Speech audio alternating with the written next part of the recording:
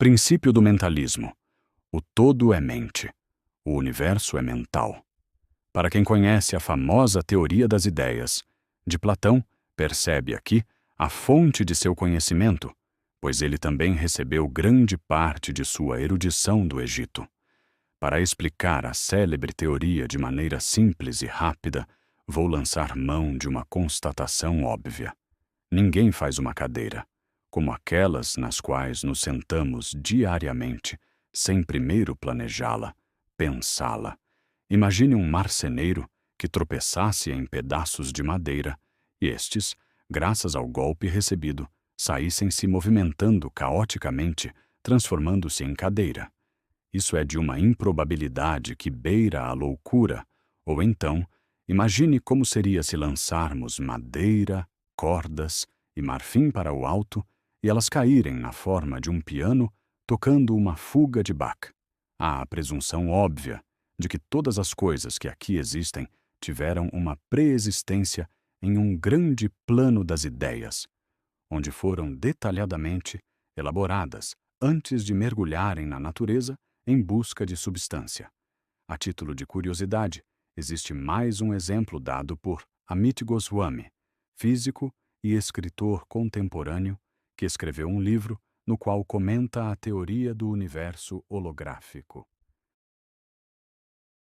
Na obra A Física da Alma, Goswami discorre exatamente sobre essa impossibilidade de as coisas nascerem caoticamente no mundo, sem terem vindo de um plano mental, do plano das ideias do universo, e oferece um exemplo que me parece muito curioso e imaginativo. Ele diz para imaginarmos que um computador nosso, por acidente, caísse de nossos braços e rolasse por uma escada, batendo em cada um dos degraus.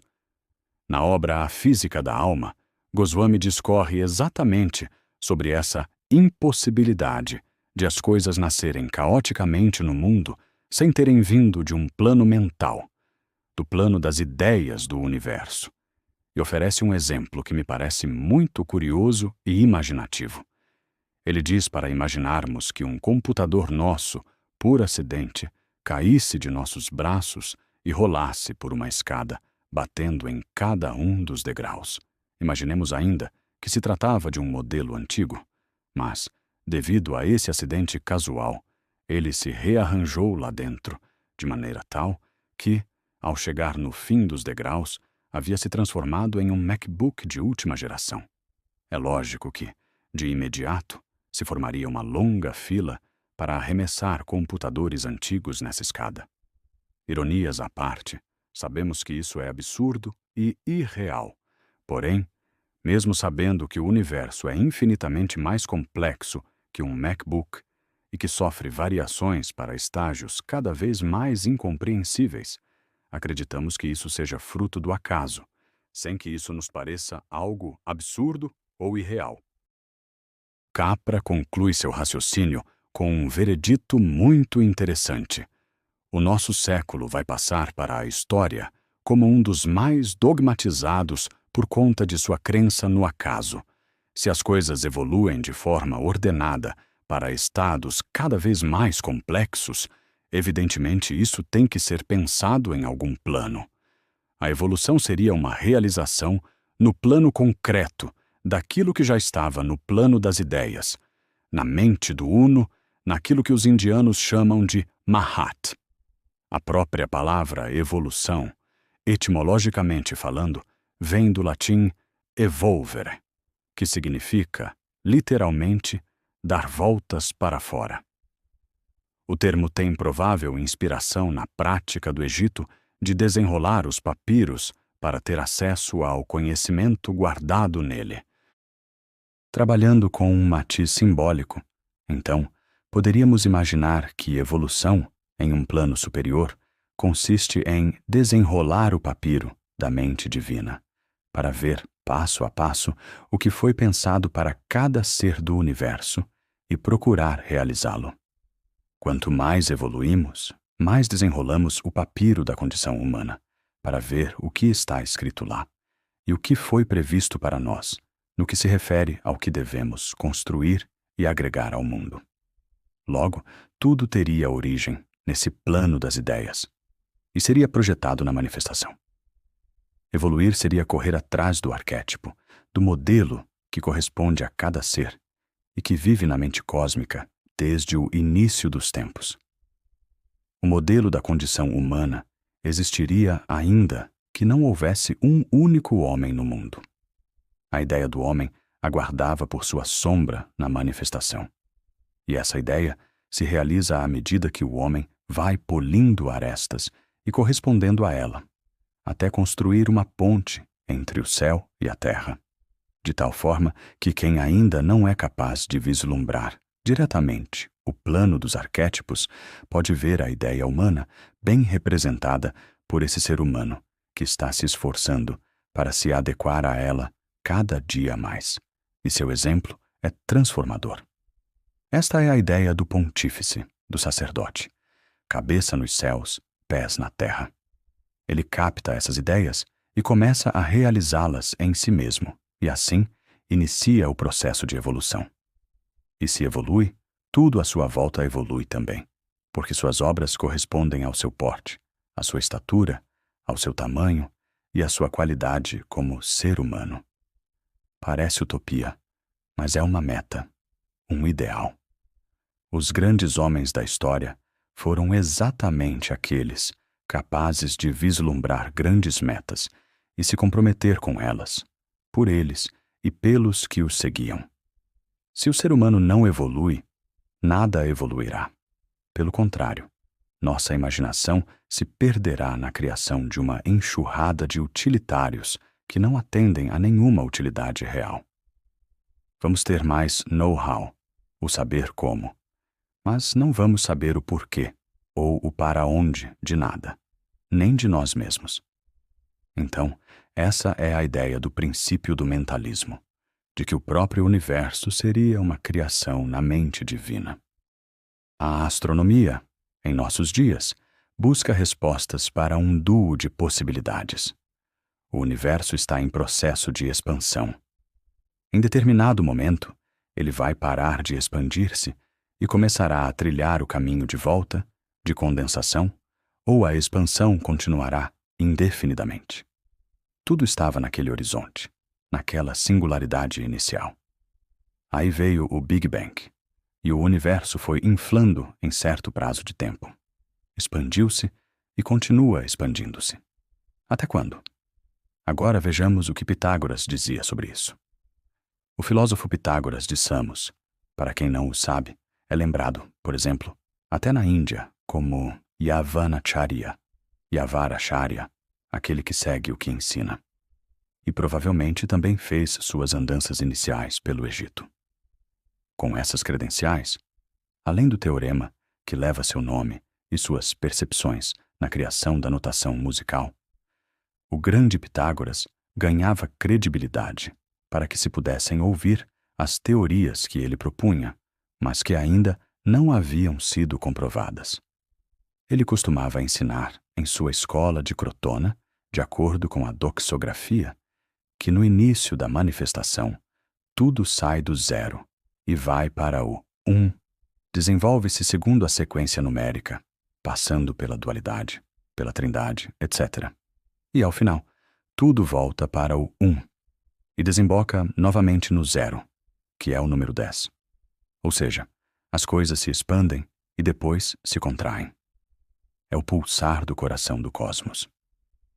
E isso é interessante porque essa mesma ideia pode ser encontrada nas entrelinhas da tradição indiana. Parece que o que mais se assemelha ao universo em nós é o nosso coração, com sístoles e diástoles, expansões e contrações. E o universo também seria assim. Parece-me uma hipótese curiosa. Então, talvez o universo teria sua proposta pronta, seu projeto no plano das ideias, na mente divina, desde antes do manifestar de uma única molécula, de um único átomo.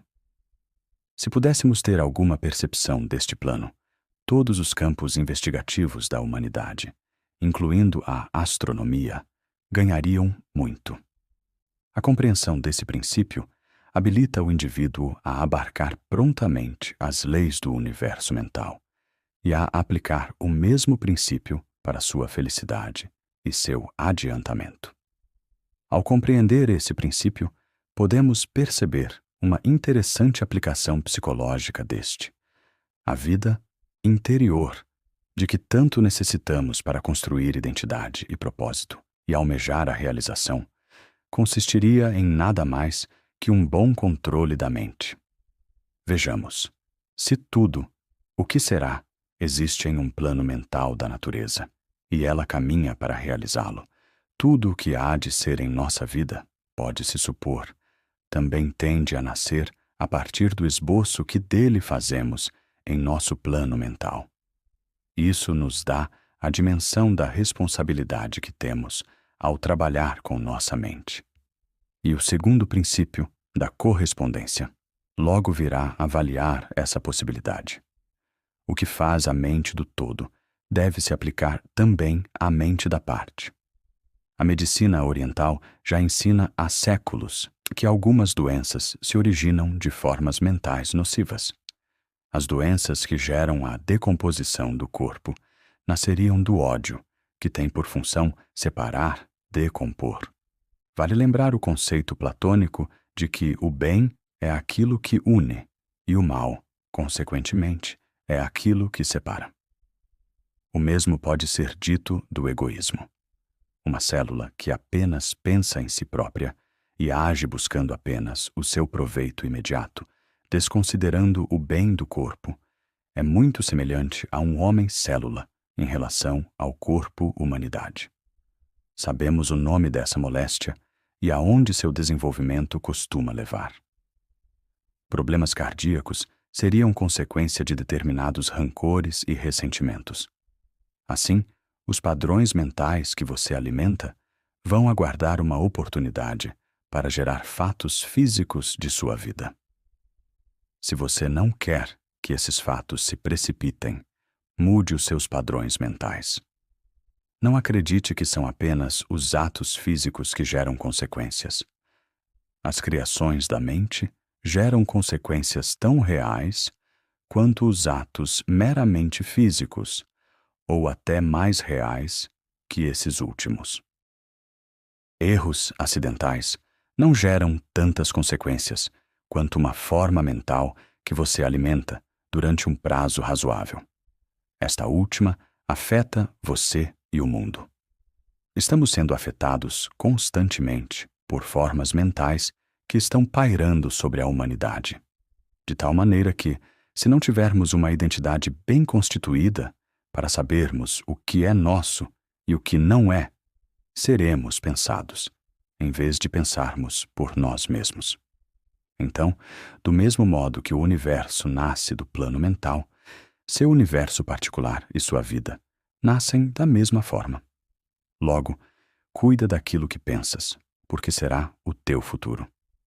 Tudo o que virá a ser nasce agora, no plano mental. Eis as bases do primeiro princípio hermético. Estou aqui simplificando, mas imaginem em quantas dimensões esse princípio poderia ser aplicado. O Kybalion cita ainda que uma pessoa com bom controle mental pode mudar, consciente ou inconscientemente, o estado mental do outro, sem muito domínio das próprias forças mentais, e gerar fatos na sua vida prática. É uma espécie de arte das influências. Uma mente concentrada e disciplinada sempre exerce influência por onde passa, de forma proposital ou não. Pode ser iluminadora quando o faz na direção certa, dando a impressão de que os ambientes por onde passou ficam leves e luminosos por algum tempo, mesmo depois que ela se vai. Mas, quando mal orientada ou mal intencionada, é um vetor de alto risco. Tem relação com aquilo que popularmente chamamos de carisma de certos líderes, que já conduziu muitos à ruína. Assim como acontece na história do conto folclórico O Flautista de Hamelin, pessoas assim já levaram multidões a estados de violência e crimes inimagináveis, fazendo-as acreditar que trabalhavam por uma boa causa.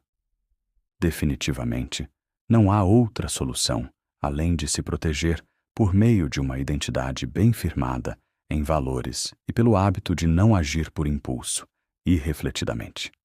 É preciso também prática diária do uso da lucidez e da ponderação nas decisões em todos os planos, mental, emocional e físico. Alcançamos o discernimento diante dos grandes riscos da vida quando treinamos diariamente, ao lidarmos com as pequenas dificuldades cotidianas. Lembre-se, o universo está impregnado do Criador, mas não o esgota. Ele é infinitamente mais que isso. Usemos o exemplo de Otelo, um dos personagens de Shakespeare. Otelo está impregnado dos atributos de Shakespeare, mas não o esgotam. Há bem mais na mente de Shakespeare que apenas Otelo. A vida seria como uma jornada de santificação de nossas almas, até chegarmos ao divino.